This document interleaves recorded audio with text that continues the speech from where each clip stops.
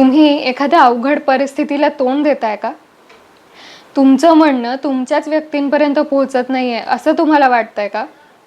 किंवा तुम्हाला कोणीच गंभीरपणे घेत नाहीये आणि आता मी काय करू? आता यातून कसं बाहेर पडू? याचा विचार तुम्ही करताय का? असं जर असेल मित्रांनो, तर ही आजची कविता फक्त तुमच्यासाठी आहे. अनेकदा आपण अशा परिस्थितींमध्ये अडकतो, जिथून बाहेर पडणं खूप कठीण आहे, खूप मुश्किल आहे असं आपल्याला वाटत असतं. आपल्या आजूबाजूला आपल्या मदतीसाठी आपली व्यक्ती म्हणून कोणीच नाहीये असं आपल्याला वाटत असतं.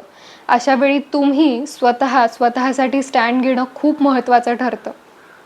ज्या परिस्थितीमध्ये अडकलो आहोत, त्या परिस्थितीच्या बाहेर एक खूप मोठं जग आहे, which is full of opportunities आणि त्याकडे आपण लक्ष दिलं पाहिजे. हे ही कविता खूप साध्या, सोप्या, सरळ शब्दांमध्ये सांगून जाते. कवितेचं नाव आहे आत्ता जिथे आहे. संदीप खरे यांनी लिहिलेली ही कविता आहे. संदीप खरेंनी आजपर्यंत आपल्या मराठी रसिकांसाठी खूप भावनापूर्ण, खूप रिलेटेबल कविता लिहिल्या आहेत. मग ती दमलेल्या बाबांची कहाणी असो किंवा मन तळ्यात मळ्यात अशा कविता असो, ही कवितासुद्धा मला त्यातलीच वाटते आणि खूप रिलेटेबल कविता आहे. तुम्हाला रिलेट होतीये का बघा. कविता आहे आत्ता जिथे आहे. आत्ता जिथे आहे तिथून मागे फिरता येत नाही. आत्ता जिथे आहे तिथून मागे फिरता येत नाही. माझ्याशिवाय कोणासही याचा दोष देत नाही. आत्ता जिथे आहे तिथून मागे फिरता येत नाही. माझ्याशिवाय कोणासही याचा दोष देत नाही. घडले जे राहिले जे जबाबदारी माझ्यावर. घडले जे राहिले जे जबाबदारी माझ्यावर. कालच्या चांदण्यांची पुटं फक्त माझ्याच हातावर.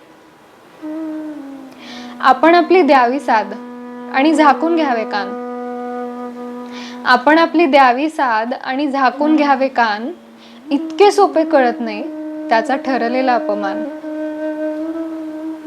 उगाच स्वतःचं गंभीरपणे आपण आपले घेत असतो.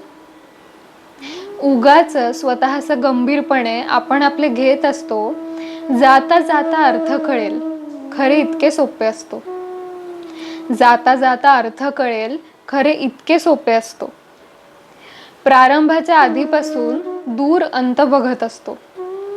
प्रारंभाच्या आधीपासून दूर अंत बघत असतो. म्हणून कोणी मरण्याआधी थोडे रडून घेत असतो.